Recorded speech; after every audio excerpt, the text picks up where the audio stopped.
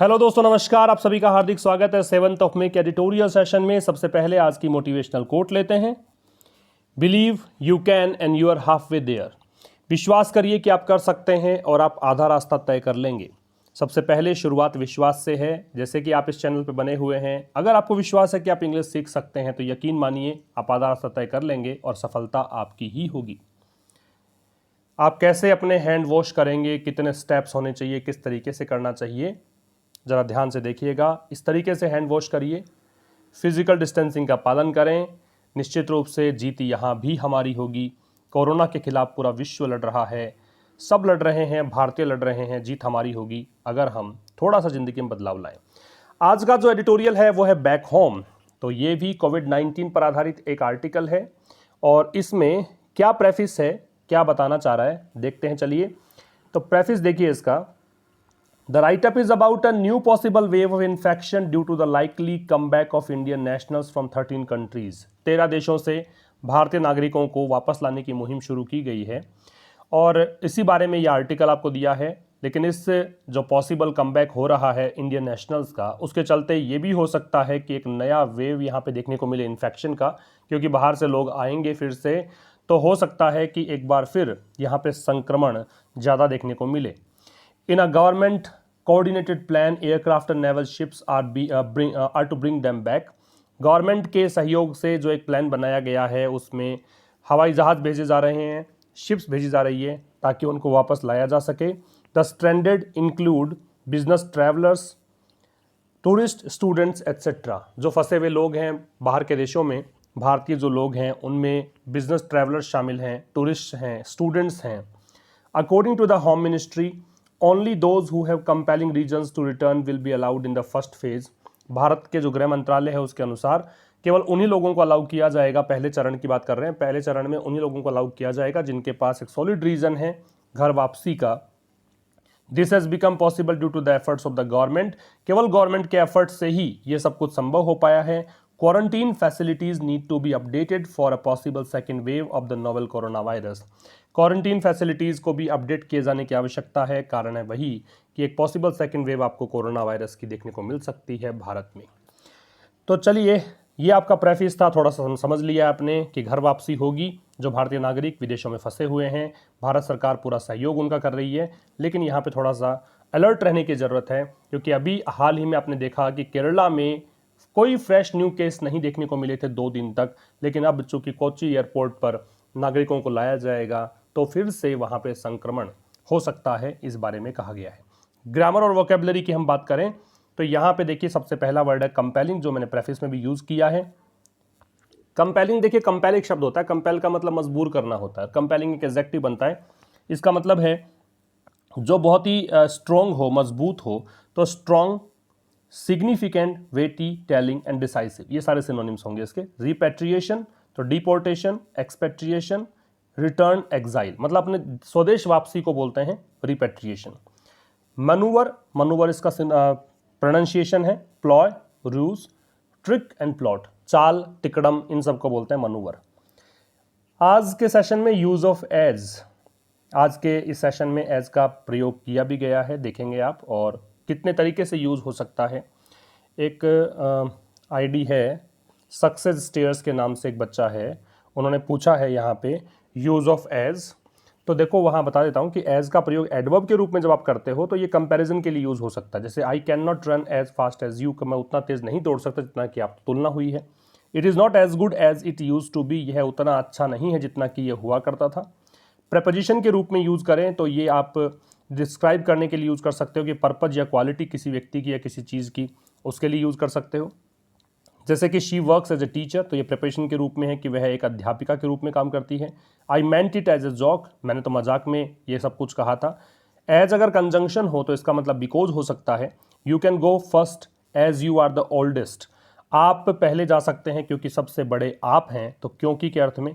As conjunction के रूप में हो तो वाइल का अर्थ भी दे सकता है कि ऐसा करते हुए, ऐसा करने के दौरान। I saw him as I was coming in to the building, जब मैं बिल्डिंग में आ रहा था उस समय मैंने देखा। एज कंजंक्शन के रूप में लाइक का मीनिंग भी दे सकता है। He got divorced as his parents had done years before, जैसा कि उसके पेरेंट्स ने किया था वैसा ही उसने भी डाइवर्स ले लिया है। एज कंजंक्शन के रूप में ऑल्दो का अर्थ भी दे सकता है, यद्यपि का अर्थ, एंग्री एज ही वॉज, यद्यपि वह काफ़ी गुस्से में था, ही कुडंट हेल्प स्माइलिंग, फिर भी वह मुस्कुराए बिना नहीं रह सका। एक और एज का प्रयोग कंजंक्शन के रूप में है, अपियरिंग टू बी और बीइंग, मतलब जैसा प्रतीत होना, तो एज अ चाइल्ड, एक बच्चे के रूप में, Miriam had lived in India, Bharat में वो रही थी। तो ये एज के कुछ प्रयोग हैं प्रेपोजिशन के रूप में, एडवर्ब के रूप में, कंजंक्शन के रूप में। अब आज व्यूअर्स कॉलम में एक क्वेश्चन लिया मैंने, रिसेंटली वर्सेस लेटली, निक्स रॉय। अब देखिए पता नहीं आईडी पे नाम किस प्रकार के रख रखे हैं आपने, एग्जैक्ट नाम तो मुझे नहीं पता, लेकिन निक्स रॉय एक बच्चे ने पूछा है रिसेंटली और लेटली में डिफरेंस क्या है। तो देखो यहाँ पे कुछ एग्जाम्पल्स मैंने लिए हैं, वैसे दोनों का ही मीनिंग कुछ ऐसा है कि ऑफ लेट भी इसके साथ शामिल कर सकते हो आप, कि हाल ही में, वर्तमान में, रिसेंटली वर्सेस लेटली मैंने लिया, दोनों का मतलब ही है हाल ही में, वर्तमान में। तो निकट भविष्य में कोई भी चीज़, निकट मतलब पास्ट में, अगर नियर पास्ट में कुछ घटित हुआ है तो उसके लिए दोनों का प्रयोग कर सकते। थोड़ा सा डिफरेंस बता देता हूँ। कुछ एग्जाम्पल देखिए आप, जैसन hasn't called me lately. Generally क्या होता है कि लेटली का प्रयोग परफेक्टिव एस्पेक्ट में करते हैं। जनरली परफेक्टिव एस्पेक्ट का मतलब हो गया कि हैज़ हैव प्लस वर्ब की थर्ड फॉर्म हो, हैड प्लस वर्ब की थर्ड फॉर्म हो, इस कंडीशन में आप यूज़ कर लेते हैं इसका, ठीक है ना। तो नियर पास्ट में भी है, और हैड प्लस थर्ड फॉर्म करोगे तो थोड़ा सा डिस्टेंट पास्ट में भी इसका यूज़ हो रखा है लेटली का। तो जैसे ही पहला सेंटेंस है, तो Jason hasn't called me lately, what have you been doing lately. एक और प्रयोग देखने को मिलता है आपको कि जब नेगेटिव या इंटेरोगेटिव सेंटेंसेज होते हैं तो जनरली लेटली का प्रयोग इन दोनों में से प्रेफरेबल है। दोनों में से प्रेफरेबल किसका प्रयोग है? लेटली का। अगर वो सेंटेंस नेगेटिव है या फिर इंटेरोगेटिव है तो ये दोनों एग्जाम्पल आपको ऐसा बता रहे हैं। जबकि रिसेंटली है वो यूज़ कर सकते हैं आप, पास्ट इंडेफिनिट में भी यूज़ कर सकते हैं, प्रेजेंट परफेक्ट में भी यूज़ कर सकते हैं, है ना। और इसके लिए कोई ऐसी रेस्ट्रिक्शन नहीं है कि आपको सेंटेंस नेगेटिव या फिर अफर्मेटिव मतलब नेगेटिव या इंटेरोगेटिव चाहिए। तो my cousin had a baby recently, तो ये हैड जो है वो सेकंड फॉर्म है, ये हेल्पिंग वर्ब नहीं है। अगर ये हेल्पिंग वर्ब होती तो आगे आपको मैन वर्ब भी इसमें मिलती, ठीक है ना। Have you seen any good films recently, क्या आपने कोई नई फिल्म देखी है? तो ये हालांकि है तो परफेक्टिव एस्पेक्ट, लेकिन रिसेंटली लग रहा है, ठीक है ना। तो रिसेंटली का प्रयोग हो सकता है, लेकिन लेटली का प्रयोग स्पेसिफिक तौर पर अगर करना चाहें तो ये देखने में आता है कि प्रेजेंट परफेक्ट या परफेक्टिव एस्पेक्ट हो, उस कंडीशन में होता है, और जनरली नेगेटिव या इंटेरोगेटिव सेंटेंसेस में होता है। लेकिन कुछ प्रयोग जो है स्पेसिफिकली आप रिसेंटली का ही प्रयोग कर सकते हो, वहाँ लेटली को आप इंटरचेंज नहीं कर सकते। इन जो ऊपर बताए मैंने प्रयोग, वहाँ पे इंटरचेंजेबल भी है। लेकिन नीचे वाले सेंटेंसेस देखिए, I bandaged his recently injured hand. Recently जो है वो एक एडजेक्टिव, मतलब एक यूँ कह सकते हो कि पास्ट पार्टिसिपल फॉर्म में एट्रीब्यूटिव यूज़ कर सकते हो आप इसका। एट्रीब्यूटिव का मतलब होता है नाउन से पहले यूज़ कर सकते हो, पास्ट पार्टिसिपल से पहले यूज़ कर सकते हो। तो यहाँ पे इंजर्ड पास्ट पार्टिसिपल है, इससे पहले रिसेंटली है, यहाँ लेटली नहीं आएगा, याद रखिएगा। अनटिल रिसेंटली ये एक फ्रेज है, अनटिल रिसेंटली, यहाँ पे अनटिल लेटली नहीं आएगा, अनटिल के साथ रिसेंटली ही आएगा, ठीक है ना। ये दो ऐसे प्रयोग हैं जो स्पेसिफिकली केवल रिसेंटली पर ही लागू हैं, ये लेटली के लिए अप्लाई नहीं कर सकते आप, ठीक है। आगे बढ़ते हैं, रिवीजन की बात करें तो मैच द कॉलम, जैसा कि मैंने कल शुरू किया था ये वाला एक चीज़ कि आप कॉलम मैच करके पता लगाएं कि कौन सा किस में है। तो ये वर्ड्स पहले जान लीजिए क्या मतलब है। प्रोपोनेंट का मतलब समर्थक होता है, बोस्टर का मतलब होता है सपोर्ट करना, लिखते चलिएगा, नहीं पता हो नए अगर आप हैं यहाँ चैनल पर। तो प्रोपोनेंट का मतलब समर्थक बताया मैंने, बोस्टर का मतलब है सपोर्ट करना, वैकेट जो शब्द है इसका मतलब है खाली करवाना, डिलेमा का मतलब दुविधा है, एंड ह्यूमैनिटेरियन, ह्यूमैनिटेरियन का मतलब है जो मानवीय गुणों वाला हो, दयाशील हो, है ना, काइंड हार्टेड हो, उसको बोल सकते हैं ह्यूमैनिटेरियन। तब आ जाइए मैच करते हैं, देखो इसको। प्रोपोनेंट का समर्थक है, समर्थक के लिए यहाँ पे एक वर्ड दे रखा है आपको एडवोकेट, तो एडवोकेट जुड़ जाएगा प्रोपोनेंट से, ये हो जाएगा ना। बोस्टर शब्द है, इसके लिए दे रखा है सपोर्ट, सपोर्ट करना। वैकेट का मतलब होता है इवैक्यूएट, खाली करवाना, और जनरली इवैक्यूएट का मतलब इस तरह निकालते हैं कि सुरक्षित स्थान तक पहुंचाना, खतरे के स्थान से निकालकर सुरक्षित स्थान पर पहुंचाना। जैसे कि अभी ये जो चल रहा है ना प्रोसेस की, एयरक्राफ्ट भेजे जा रहे हैं और नेवल शिप भेजी जा रही हैं, तो ये इवैक्यूएशन का प्रोसेस है, इसको इस प्रकार से ले सकते हो, क्योंकि वहाँ पे उनको खतरा है तो ये सुरक्षित स्थान पर लाना, घर वापस लेकर आना, ये इवैक्यूएशन कहलाएगा। डिलेमा का मतलब कॉन्ड्री है, दुविधा, एंड ह्यूमैनिटेरियन तो फिर एक बचा हुआ है ऊपर ह्यूमन, ह्यूमन का मतलब दयावान, कंपैशनेट, काइंड हार्टेड, जेनरस, मैग्नेनिमस, इस प्रकार से यूज कर सकते हैं आप, ठीक है। तो ये हमने देख लिया है आज के रिवीजन में, व्यूअर्स कॉलम में, ग्रामर और वोकैबुलरी में, और आज के प्रेफिस के बारे में। अब हम बात करते हैं आज के एडिटोरियल की। तो टाइटल है back home on return of Indian expatriate, back home घर वापसी, ऑन रिटर्न किस विषय पर है दे रखा है, इंडियन एक्सपेट्रिएट के रिटर्न पर। इंडियन एक्सपेट्रिएट का मतलब भारतीय, एक्सपेट्रिएट का मतलब हो गया जो दूसरे देश में रहते हैं, भारत के नागरिक या किसी भी देश के नागरिक जो दूसरे कहीं जगह रहते हैं उसको एक्सपेट्रिएट बोलते हैं, ठीक है। तो इंडियन एक्सपेट्रिएट का मतलब जो भारत के तो हैं लेकिन रह रहे कहीं और हैं, तो उनके रिटर्न पर ये लेख दे रखा है आपको। अगर आप इसे यूट्यूब पर देख रहे हैं तो ज़रूर से मैक्सिमम पर इसे शेयर करें, क्योंकि आज कुछ नया भी आपको मिलेगा। मैं हर दिन इसको अपडेट कर रहा हूँ और बहुत अच्छा करने का प्रयास कर रहा हूँ। थोड़ा सा लंबा चला जाता है वीडियो, आप लोग कमेंट करते हैं कि सर वीडियो बहुत लंबा है और बोरिंग लग जाता है। देखो, जब कोई चीज़ क्वालिटी कंटेंट आपको मिल रही है या फिर कुछ चीज़ें आपको बहुत ज़्यादा बेहतर मिल रही है, मैं यहाँ पे बात तो करता नहीं हूँ आपके साथ कि जब 40 मिनट का वीडियो है, 45 मिनट का, बात तो हम करते नहीं हैं, तो एक एक मिनट आपके लिए इंपॉर्टेंट है, एक एक सेकंड मैं कहूँगा कि इंपॉर्टेंट है। तो आज के सेशन में मैंने वन वर्ड्स जोड़े हैं, आज के सेशन में मैंने ईडियम्स एंड फ्रेजेस जोड़े हैं, साथ में आपको कॉमन एरर का क्विज भी मिलेगा, ठीक है ना। तो ये कुछ स्पेशल फीचर्स मैंने ऐड किए हैं और रेगुलर आपके साथ रहने वाले हैं फीचर्स। तो और बेहतर करने का प्रयास है कि आप एडिटोरियल तो पढ़ते ही हैं, साथ में आप इंग्लिश को इंप्रूव करने के और कितने तरीके हो सकते हैं उन सबको साथ लेकर चलें। तो ज़रूर से लाइक करें, और अगर आप इस चैनल पर नए हैं तो सब्सक्राइब ज़रूर कर लो चैनल को, बेल आइकन को क्लिक कर लो। और 2 चैनल और हमारे चल रहे हैं, एक इंग्लिश फॉर डिफेंस है जहाँ पर मैं बिगिनर्स के लिए इंग्लिश के न्यूज़पेपर रीडिंग करवा रहा हूँ, वहाँ पे वो आप ज्वाइन कर सकते हैं, डिस्क्रिप्शन में लिंक दे रखा है। एक English for banking and management channel है जिस पर आप जाके देखेंगे तो उसके अंदर आपको मिलेगा कि वहाँ मैंने पढ़ाए हैं फाइनेंशियल जो न्यूज़ होती है, बिजनेस न्यूज़ होती है, वो न्यूज़ आर्टिकल्स में डिस्कस करता हूँ। हर रात 8 बजे वो सेशन आता है, वो आप ज्वाइन कर सकते हैं। क्लोज टेस्ट और पैराजंबल के लिए हमने एक कोर्स लॉन्च किया है अभी हाल ही में, है ना, उसको भी ज्वाइन कर सकते हैं। 100 क्लोज टेस्ट, 100 पैराजंबल आपको मिलेंगे, वो भी न्यूज़पेपर से मिलेंगे। तो बहुत अच्छे अच्छे कंटेंट मैं तैयार कर रहा हूँ आपके लिए, बस आप बने रहें, जुड़े रहें, सहयोग करें, दोस्तों के साथ शेयर करें, ताकि और आपको मजा आए और आपको बेहतर मैं पढ़ा पाऊँ। देखिए, as India brings back standard expatriates it must guard against a new wave of infection. क्या बोलना चाह रहे हैं? As India brings back standard expatriate, standard का मतलब होता है फंसा हुआ होना। इसके लिए हमने पहले भी कभी आया था ये वर्ड, तो हमने स्टक यूज़ किया था इसके लिए। स्टक का मतलब फंसा हुआ होना। एक्सपेट्रिएट का मतलब मैंने बताया कि वो लोग जो कि किसी दूसरे देश में जाके रहते हैं। तो एज इंडिया ब्रिंग्स बैक, अब चूंकि देखो भारत जो है, ब्रिंग्स बैक मतलब यहाँ पे वापस ला रहा है। अब ये हेडलाइन है, इस कारण से ब्रिंग्स का प्रयोग है, वरना ब्रॉट बैक आता है ना, या फिर निकट भविष्य के लिए है तो विल ब्रिंग बैक आता। समझ रहे हो बात? तो ये तो निकट भविष्य के लिए है क्योंकि नियर फ्यूचर में होने वाला है, आज से प्रोसेस शुरू हो जाएगा, फर्स्ट फेज शुरू हो रहा है। तो भारत जो है लाने जा रहा है वापस किसको? स्टैंडर्ड एक्सपेट्रिएट को। एक्सपेट्रिएट यहाँ पे नाउन का काम करेगा और स्टैंडर्ड यहाँ पे एडजेक्टिव का काम करेगा, पास्ट पार्टिसिपल है। तो जो फंसे हुए भारत के लोग हैं उनको वापस लाने जा रहा है। तो it must guard against a new wave of infection. It यहाँ भारत के लिए है, मस्ट ऑब्लिगेशन या कोई भी कंपल्सन के लिए आता है। तो भारत को क्या करना पड़ेगा? जरूर से जरूर यहाँ पे गार्ड करना पड़ेगा। गार्ड का मतलब क्या है? सुरक्षा करनी पड़ेगी। किसके विरुद्ध सुरक्षा? किसके खिलाफ सुरक्षा कवच प्रदान करना पड़ेगा? जो नई लहर आ सकती है इन्फेक्शन की, उसके खिलाफ। एक नया वेव देखने को मिल सकता है इन्फेक्शन का, उसके खिलाफ, ठीक है। तो अब जब भारत जो है ऐसा करने जा रहा है, ये निकट भविष्य के लिए सिंपल फ्यूचर का प्रयोग हुआ है। वैसे हेडलाइन में लगता है सिंपल फ्यूचर। देखो, जनरली बच्चे पूछते हैं कि प्रेजेंट इंडेफिनिट में ही हेडलाइन यूज क्यों करते हैं, कुछ प्रश्न मैंने देखे हैं।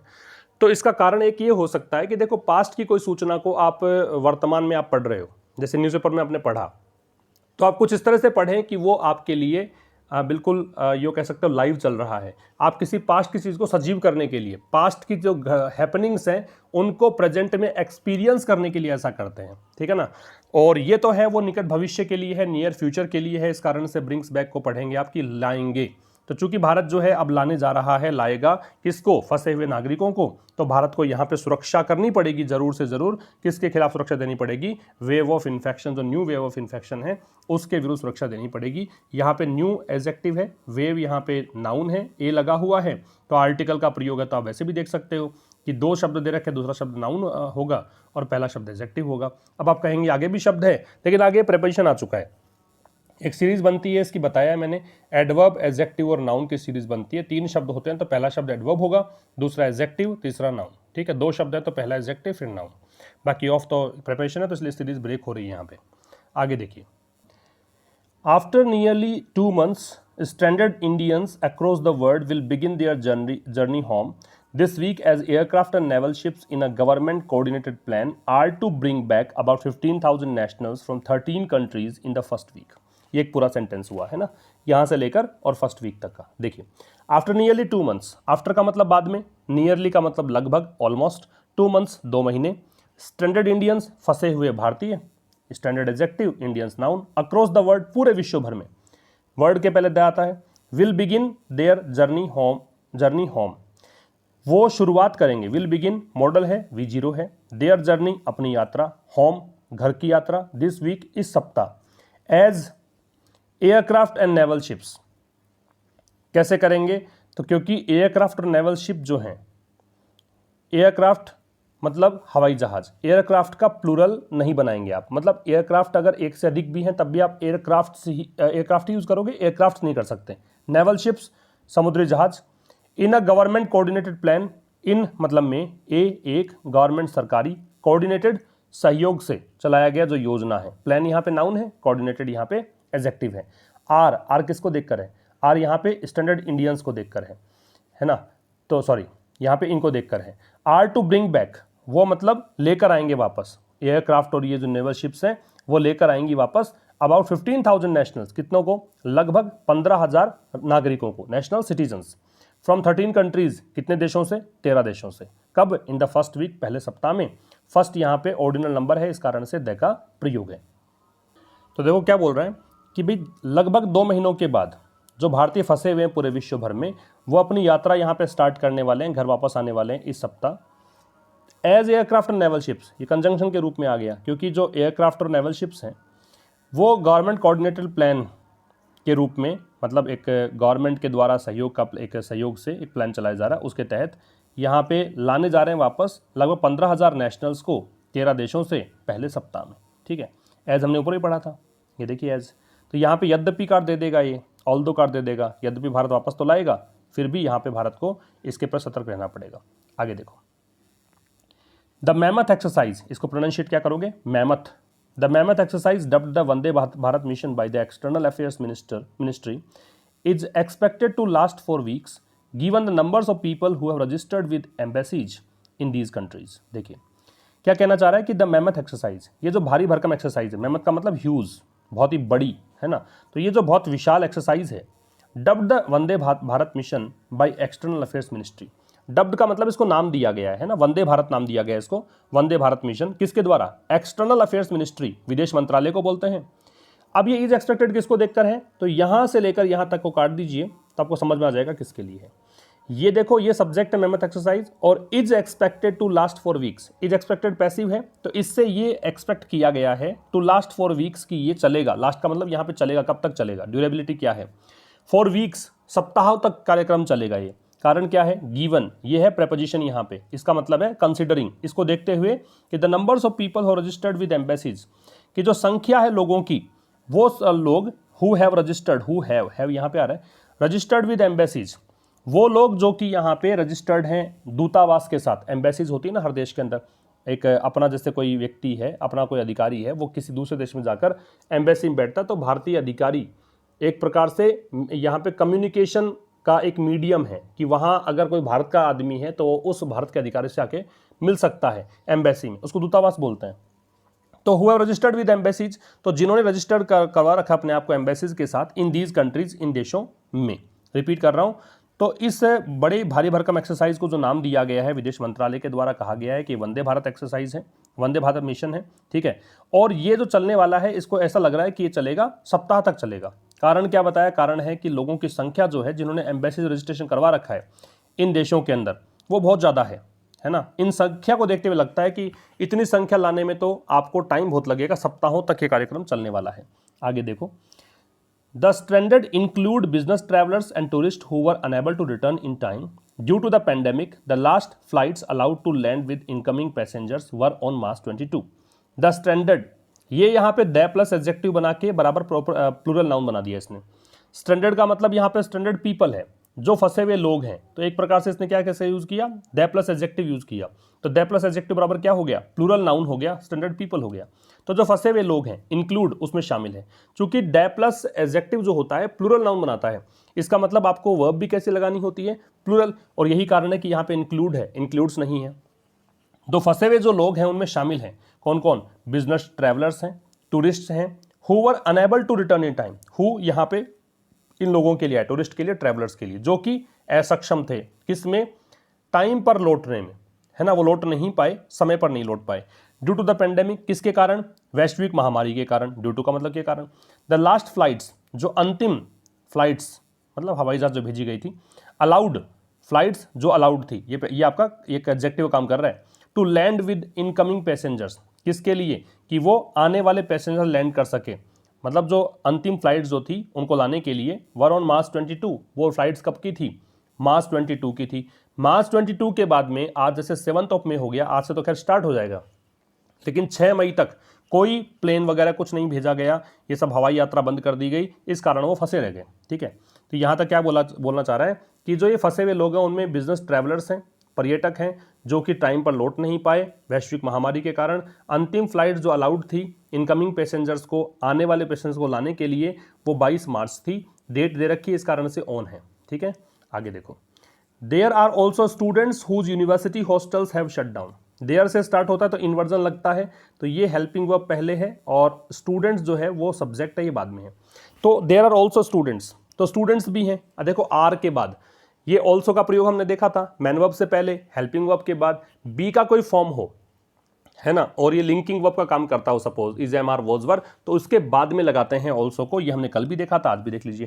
तो देयर आर ऑल्सो स्टूडेंट्स, ऐसे स्टूडेंट्स भी हैं, हुज यूनिवर्सिटी हॉस्टल, जिनके, हुज यहाँ पजेसिव एडजेक्टिव का काम कर रहा है, कनेक्ट कर रहा है स्टूडेंट्स को, जिनके यूनिवर्सिटी हॉस्टल्स जो हैं हैव शट डाउन, बंद हो चुके हैं। हॉस्टल्स प्लूरल है, इस कारण से हैव है, शट की तीनों फॉर्म सेम होती है, बंद हो चुके हैं, है ना। Increasingly those appealing to be allowed to return have included professionals and laborers who have lost jobs due to the economic impact of global lockdowns। देखिए increasingly बहुत बड़े स्तर पर एडवर्ब है, those वो लोग, अपीलिंग जो निवेदन कर रहे हैं, टू बी अलाउड कि उनको अलाउ कर दिया जाए। निवेदन कर रहे हैं किसके लिए, कि उनको अलाउ किया जाए। अलाउ कौन करेगा, कोई और करेगा, इसका मतलब यहां पे पैसिव बना दिया, बी प्लस वर्ब की थर्ड फॉर्म। किसके लिए अलाउ करेगा, रिटर्न लौटने के लिए। हैव इंक्लूडेड, अब इसका मतलब यहाँ पे क्या है, ये दोज के लिए आ रहा है ना, जो लोग अपील कर रहे हैं, जो एप्लीकेशन दे रहे हैं, उनमें इंक्लूडेड है, शामिल है कौन, प्रोफेशनल्स एंड लेबरर्स, ये कैटेगरी शामिल है। हु हैव लॉस्ट, अब ये हु किसके लिए है, प्रोफेशनल और लेबरर्स के लिए है, जिन्होंने अपने जॉब खो दिए हैं। ये लूज की थर्ड फॉर्म है लॉस्ट, ड्यू टू के कारण, किस कारण से, इकोनॉमिक इंपैक्ट, आर्थिक प्रभाव के कारण। आर्थिक प्रभाव किसका, ग्लोबल लॉकडाउन, पूरे विश्व भर में लॉकडाउन चल रहे हैं, उसके कारण।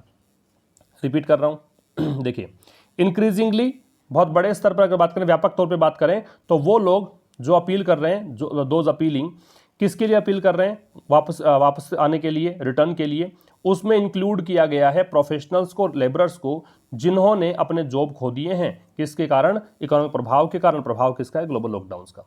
With estimates of applicants ranging between 5 lakh to 10 lakh, embassies and missions will have their task cut out, prioritising list of those who will return. With estimates, with का मतलब साथ, एस्टिमेट्स का मतलब पूर्वानुमान, ऑफ का मतलब का, के या की, एप्लीकेंट्स का मतलब आवेदक, रेंजिंग का मतलब है यहां से लेकर यहां तक, तो जिसकी संख्या 5 लाख से लेकर 10 लाख है। एम्बेसीज है ना, एम्बेसीज दूतावास, एंड मिशंस विल हैव, इनका विल हैव देयर टास्क, उनका काम क्या होगा, cut out prioritising, cut out मतलब कटौती करना, है ना, काट छांट करना, प्रायोरिटाइजिंग प्राथमिकता देते हुए, प्रायोरिटाइज करते हुए, लिस्ट सूची को, ऑफ दोज उन लोगों की, हु विल रिटर्न जो लौटेंगे। हु और दोज का कॉम्बिनेशन आपको याद होगा, हु से पहले दोज लगाते हैं, ये याद रखिए। और जनरली कब लगाते हैं, जब क्रिया डिसाइड करता हो, ये जब सब्जेक्ट के रूप में आवश्यकता हो, तो यहाँ पे क्रिया डिसाइड हो रही है विल, तो इस कारण से दोज हु आ सकता है। तो क्या बोलना चाह रहा है कि भाई एप्लीकेंट्स जो मतलब एप्लीकेंट्स जो हैं यहाँ पे 5 लाख से 10 लाख के एप्लीकेंट्स हैं। समझिए, ये कॉमा लग रही है यहाँ पे, यहाँ तक समझिए पार्ट, कि लगभग एस्टिमेट क्या है, जो आवेदक हैं उनकी संख्या 5 लाख से 10 लाख है। तो इस स्थिति में जो एम्बेसीज और मिशन हैं, जो दूतावास हैं और मिशंस हैं, उनका काम क्या होगा, उनका काम यहाँ पे होगा कि लिस्ट को प्रायोरिटाइज करें, काट छांट करें लिस्ट में, वो लोग जो कि लौटेंगे, क्योंकि देखो सबको तो ला नहीं सकते 5 से 10 लाख को, तो यहाँ पे प्राथमिकता के आधार पर कि किसको लाना जरूरी है, किसको वास्तव में आने की जरूरत है, किसकी कंपेलिंग रीजंस हैं, स्ट्रॉन्ग रीजंस हैं, तब लेकर आएंगे। तो आगे बता रखा है किस किस को लेकर आएंगे। According to the standard operating procedures released by the Home Ministry, only those who have compelling reasons to return, people whose visas are expiring, who face deportation with family emergencies, medical issues including pregnancy, and students who have lost their accommodation will be allowed to return in the first phase, which is open to only Indian nationals at present. देखिए थोड़ा ध्यान से समझिएगा। According to का मतलब के अनुसार, the standard operating procedures, ये नाम दे रखा है स्टैंडर्ड ऑपरेटिंग प्रोसीजर्स। स्टैंडर्ड का मतलब मानक, ऑपरेटिंग प्रोसीजर्स का मतलब जो भी मतलब संचालित क्रियाएं हैं, प्राविधियां हैं, जो भी हैं, मतलब एक मेथोडोलॉजी उन्होंने यूज़ करी है, उसके अकॉर्डिंग एक प्रोसीजर्स मतलब एक प्रकार से जारी किया गया कि इस प्रोसीजर को फॉलो किया जाएगा। किसके द्वारा रिलीज किया गया है? होम मिनिस्ट्री के द्वारा। तो क्या कहा गया उसके अकॉर्डिंग कि ओनली दोज हु, केवल वही जो लोग, हैव कंपेलिंग रीजंस, जिनके पास कंपेलिंग रीजंस हैं, कंपेलिंग का मतलब स्ट्रॉन्ग रीजंस हैं, टू रिटर्न, लौटने के। क्या बता रखा आगे? People whose visas are expiring. अब स्ट्रॉन्ग रीजन कौन से हैं? वो लोग जिनके वीजाज एक्सपायर हो रहे हैं। हुज पॉजेसिव एडजेक्टिव है, पीपल से कनेक्ट कर रहा है, तो वो लोग जिनके वीजा एक्सपायर हो रहे हैं। हु फेस डिपोर्टेशन, वो लोग जिनको डिपोर्टेशन को फेस कर रहे हैं। डिपोर्टेशन का मतलब होता है कि जैसे मान लीजिए आप, कोई व्यक्ति अमेरिका में रह रहा है और अमेरिका से उसको निकाला जा रहा है, कह रहा है कि अपने देश लौट जाओ, है ना, मजबूर किया जा रहा है, तो उसको डिपोर्टेशन बोलते हैं। विद फैमिली इमरजेंसीज, वो लोग जिनको कोई फैमिली इमरजेंसी है। मेडिकल इश्यूज, कोई मेडिकल इश्यू है जिसमें प्रेगनेंसी शामिल है। स्टूडेंट्स हैं जिन्होंने, हु हैव, अब ये हु स्टूडेंट्स के लिए है, जिन्होंने अपने एकोमोडेशन खो दिए हैं। एकोमोडेशन मतलब रहने का स्थान। एकोमोडेशन के स्पेलिंग को याद कर लीजिएगा, CCM याद रखना। तो जिन्होंने अपने एकोमोडेशन को लूज कर दिया है, मतलब उनको घर से निकाल दिया है। विल बी अलाउड, उनको अलाउ किया जाएगा, टू रिटर्न, लौटने के लिए, इन द फर्स्ट फेज, पहले चरण में, which is open to only Indian nationals at present. Which यहाँ पे किसके लिए है? फर्स्ट फेज के लिए। ये पहला फेज जो है, इज है, ओपन, खुला है, किसके लिए? केवल भारतीय सिटीजन्स के लिए एट प्रेजेंट, वर्तमान में। कोई विदेशी नागरिक नहीं लाएंगे इसके अंदर, केवल भारतीय नागरिकों को लाया जाएगा पहले चरण में। आगे के चरण में देखेंगे क्या होता है। तो क्या बोलना चाह रहा है देखिए, तो कह रहा है भी स्टैंडर्ड ऑपरेटिंग प्रोसीजर्स है ना, जो कि जारी किए हैं होम मिनिस्ट्री ने, इसके अकॉर्डिंग यहाँ पे केवल वही लोग जिनको स्ट्रॉन्ग रीजंस हैं लौटने के, मजबूत कारण है उनके पास, मजबूत आधार लौटने के, अब उनमें बता रखा है किस किस को लाया जाएगा। जिनके वीजा एक्सपायर हो रहे हैं, जो डिपोर्टेशन को फेस कर रहे हैं, जो यहाँ पे फैमिली इमरजेंसी है, मेडिकल इश्यूज़ हैं जिसमें प्रेगनेंसी भी शामिल किया है ना, या फिर स्टूडेंट्स जिन्होंने अपना अकोमोडेशन यहाँ पे खो दिया है, उनको अलाउ किया जाएगा पहले फेज में लाने के लिए। और पहले फेज के लिए विच रिलेटिव प्रोनाउन है, ये पहला फेज जो है वो केवल इंडियन नेशनल्स के लिए खुला है वर्तमान में। इन एडिशन, इसके अतिरिक्त, the government has also laid down stringent conditions which include mandatory institutional quarantine for 14 days. In addition, इसके अतिरिक्त, द गवर्नमेंट, सरकार, हैज, सिंगुलर है इस कारण से, ऑल्सो, देख लो ये हेल्पिंग वर्ब के बाद में या मैन वर्ब से पहले ऑल्सो का प्रयोग। तो the government has also laid down, lay down की थर्ड फॉर्म है। लेट डाउन का मतलब निरूपित करना, निर्धारित करना, बनाना। तो गवर्नमेंट ने यहाँ पे laid down stringent condition, stringent का मतलब सख्त, स्ट्रिक्ट कंडीशंस का मतलब स्थितियां।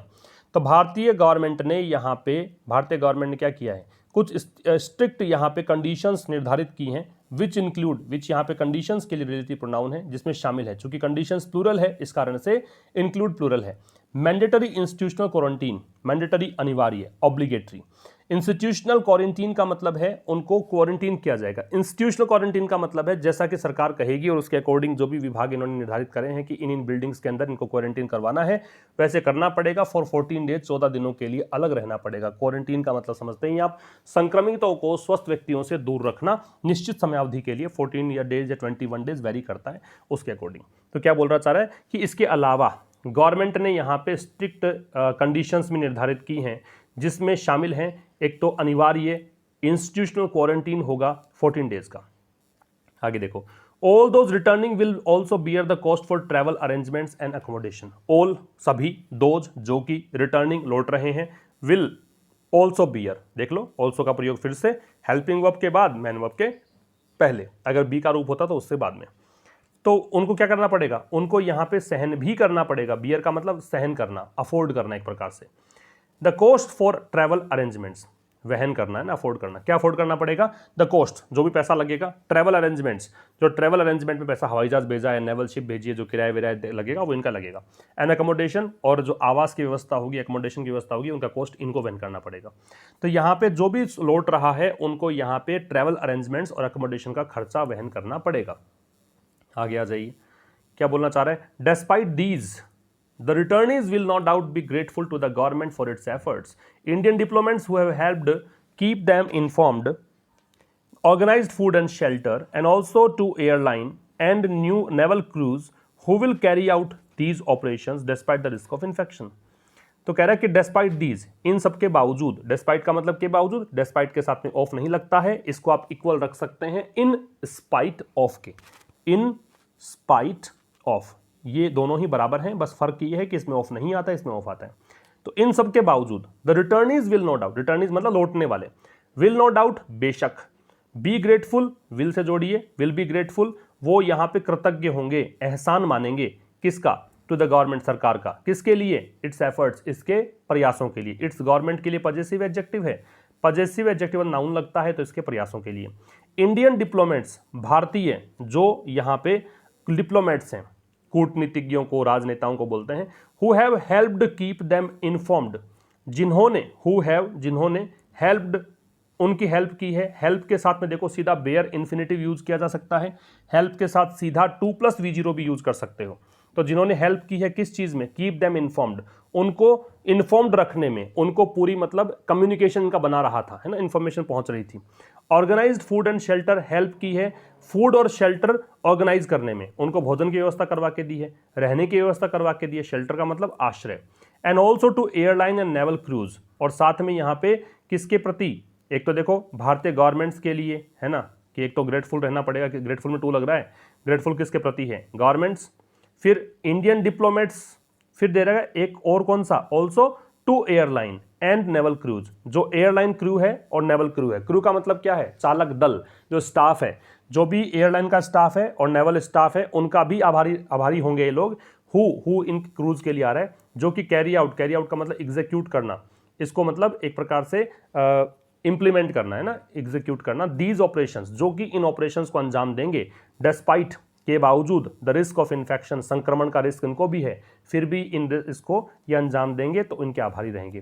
तो ये कह रहा है इन सब के बावजूद कि ठीक है फर्स्ट फेज में इंडियन नेशनल्स आएंगे, फर्स्ट फेज में कुछ को ही लाया जाएगा, इन सब के बावजूद रिटर्नीज जो हैं बेशक आभारी रहेंगे गवर्नमेंट के, उसके प्रयासों के लिए, इंडियन डिप्लोमेट्स के, जिन्होंने उनको पूरा इन्फॉर्म्ड रखा, उनसे बातचीत जारी रखी, उनके लिए फूड शेल्टर की व्यवस्था कराई, यहाँ तक कि एयरलाइन और नेवल क्रूज हैं उनके स्टाफ के लिए भी ये कृतज्ञ होंगे, जो कि इन ऑपरेशंस को अंजाम देंगे संक्रमण के रिस्क के बावजूद।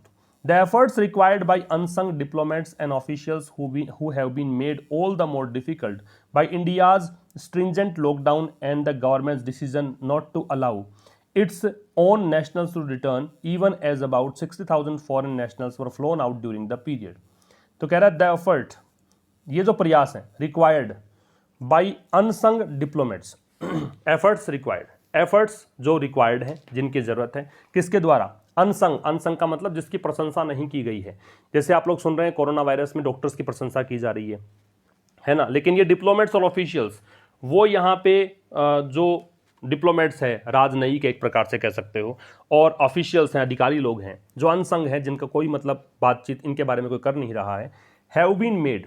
अब ये एफर्ट्स जो हैं उनके द्वारा किए गए हैं, है ना, एफर्ट्स के लिए have been made, efforts plural है तो हैव बीन मेड प्लूरल आ गया, पैसिव आ गया। All the more difficult, all the more difficult, मुश्किल, बाई इंडियाज स्ट्रिंजेंट लॉकडाउन, ये और भी मुश्किल कर दिए गए हैं एफर्ट्स को, है ना, किसके द्वारा? भारत के जो सख्त लॉकडाउन था उसके द्वारा। एंड द गवर्नमेंट्स डिसीजन, और गवर्नमेंट के डिसीजन के द्वारा, not to allow its own nationals to return, कि डिसीजन क्या था कि अलाउ नहीं किया गवर्नमेंट ने अपने खुद के नेशनल्स, सिटीजन्स को रिटर्न लौटने के लिए, इवन है जबकि, या इस स्थिति में भी कि लगभग 60,000 फॉरेन नेशनल्स थे, 60,000 विदेशी नागरिक थे, वर फ्लोन आउट, पैसिव वॉइस है, इनको मतलब भेज दिया गया था। फ्लोन आउट देखो, फ्लाई का मतलब उड़ना होता है, उड़ना कैसे? हवाई जहाज के माध्यम से, फ्लाई, फ्लू, फ्लोन, ये थर्ड फॉर्म है, ये पैसिव बनाया है इसका। फ्लोन आउट का मतलब है उनको देश से बाहर भेज दिया गया था हवाई जहाज से ड्यूरिंग दिस पीरियड, इस पीरियड के दौरान। तो देखो एफर्ट्स, प्रयास, रिक्वायर्ड जिनकी ज़रूरत थी, और एफर्ट्स किसके द्वारा किए गए? ऑफिशियल्स और डिप्लोमेट्स के द्वारा। ये कैसे हैं? अनसंग है, इनकी प्रशंसा किसी ने नहीं की है। Have been made all the more difficult, इन प्रयासों को और भी मुश्किल कर दिया गया किसके द्वारा? भारत के सख्त लॉकडाउन के द्वारा और गवर्नमेंट के डिसीजन के द्वारा। डिसीजन क्या था कि इसने, गवर्नमेंट ने अपने खुद के नागरिकों को लौटने के लिए अनुमति नहीं दी, जबकि यहां पे देखा गया कि 60,000 जो विदेशी नागरिक थे उनको हवाई जहाज के द्वारा इसी समय के दौरान भेज दिया गया था।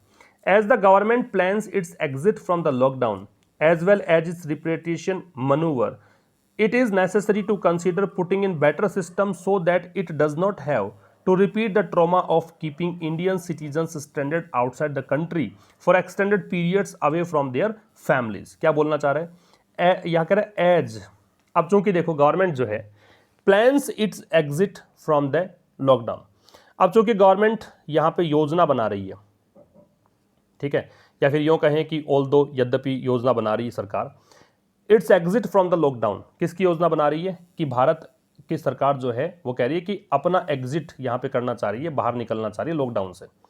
As well as its repatriation manoeuvre, repatriation का मतलब स्वदेश वापसी, मनूवर का मतलब ट्रिक, चाल, जो भी है आपकी युक्ति कौशल जो भी है। As well as its repatriation manoeuvres, साथ में यहाँ पे योजना किस चीज़ की है? योजना है यहाँ पे रिपेट्रिएशन मनूवर की, कि स्वदेश वापसी भी करवा रही है नागरिकों को। इट इज़ नेसेसरी, तो यहाँ ज़रूरत है किस चीज़ की? To consider putting in better systems, आवश्यक है टू कंसीडर, समझने की, सोचने की। पुट इन का मतलब यहाँ पे एक प्रकार से स्थापित करना, बेटर सिस्टम, अधिक अच्छा सिस्टम, सो दैट, ताकि it does not have to repeat the trauma, ताकि इसको रिपीट ना करना पड़े। हैव टू का मतलब कोई भी काम करना पड़ता है, रिपीट का दोहराना। ट्रॉमा का मतलब मानसिक आघात, है ना, कोई मानसिक आपको शौक लगे, मेंटल शौक कह सकते हो। Of keeping Indian citizens stranded outside the country, ताकि यहाँ पे रिपीट ना करना पड़े इस ट्रॉमा को। ट्रॉमा क्या है? कि ट्रॉमा है इस चीज़ की, ऑफ प्रिपरेशन है तो आईएनजी लग गया। इंडियन सिटीजन्स को स्ट्रैंडेड, वो सिटीजन्स जो कि स्ट्रैंडेड एडजेक्टिव है, कहाँ पर?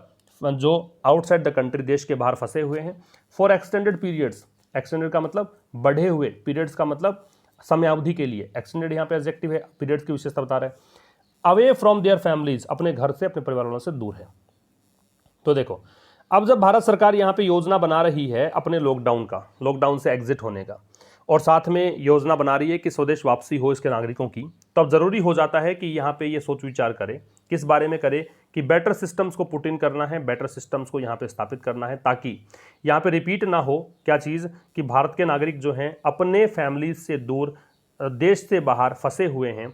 एक्सटेंडेड पीरियड्स का मतलब जितने समय अवधि के लिए उनको लग रहा था ना कि इतने समय ही रहेंगे, लेकिन बाहर लॉकडाउन लगा दिया गया, तो उस स्थिति में एक्सटेंडेड हो गया, ये बढ़ता गया, तो उनको ये ट्रॉमा ना हो कम से कम, कि ये भारत के नागरिक फंसे हुए हैं भारत, उनको एक्सटेंडेड पीरियड्स के लिए वहीं पर रहने दिया जाए, ये कम से कम दोबारा से ना देखना पड़े।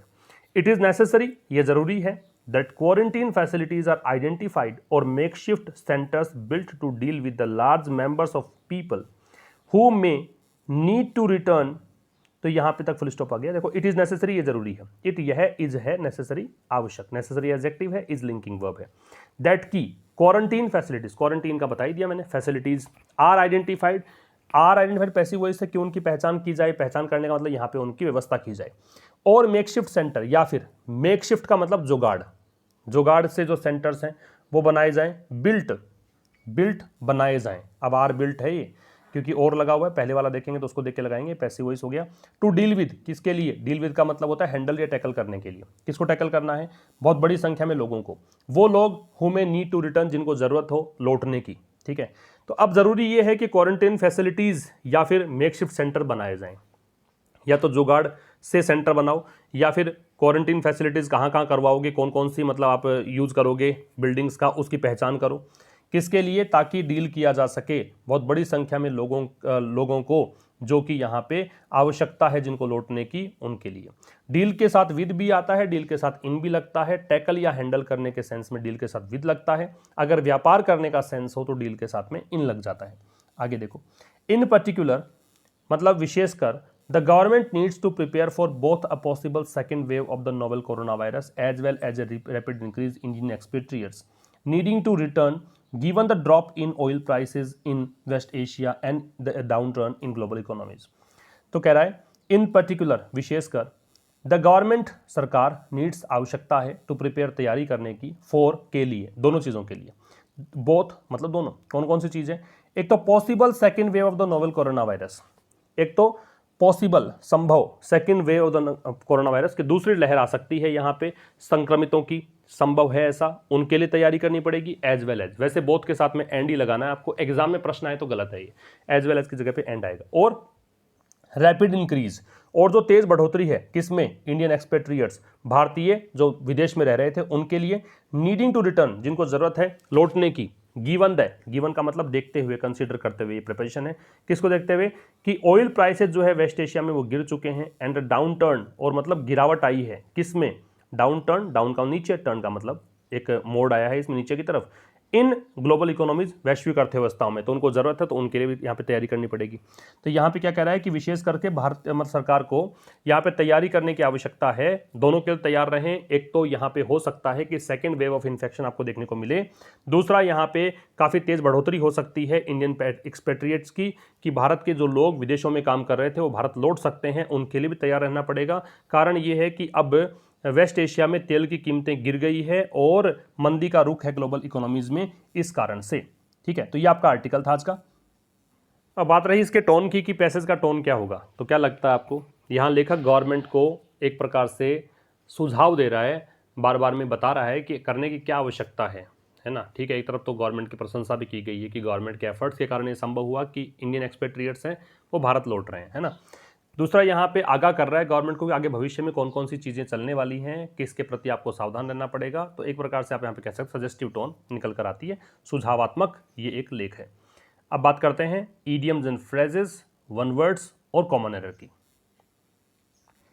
देखिए पहला वन वर्ड है one who deals in flower ये आपको याद करते रहना है क्योंकि रिवीजन में हम इनको भी डिस्कस करेंगे बाद में one who deals in flower जो फूल विक्रेता होता है उसको फ्लोरिस्ट बोलते हैं डील इन का बताया था मैंने डील विद भी होता है डील इन भी होता है specially skilled in story telling तो जो स्टोरी टेलिंग में दक्ष हो उसको क्या बोला जाएगा रैकॉन्टर ठीक है रैकॉन्टर जो स्टोरी टेलिंग में दक्ष हो a place where animals are slaughtered एक ऐसा स्थान जहाँ पे एनिमल्स को काटा जाता है अबेटोर का मतलब है एक कसाई खाना कह सकते हो to renounce a high position of authority और कंट्रोल अपने मतलब उच्च पद को त्याग देने को एब्डिकेट बोलते हैं ठीक है अनरीजनेबल मतलब कोई भी पद को त्याग देना उसको बोलते हैं एब्डिकेट अनरीजनेबल इलॉजिकल और रेडिकलस जो चीज़ उपहासात्मक हो अतार्किक हो है ना बेहुदा हो उसको बोलते हैं एब्सर्ड तो ये तो 5 आपके ईडियम्स थे वन वर्ड थे अब ईडियम्स और फ्रेजेस की बात करते हैं अब बी हाई अगर बी हाई वे इसका मतलब क्या है अगर वैसे इसको पढ़ो तो मधुमक्खी का छत्ता मधुमक्खी के छत्ते में बहुत सारी मधुमक्खियाँ रहती है शहद बनाती हैं है ना भिनभिनाती रहती हैं तो बिजी प्लेस होता है उनका काम चलता रहता है व्यस्ततम स्थान कह सकते हो अब ब्लैक शीप का मतलब बदनाम व्यक्ति होता है a person with bad reputation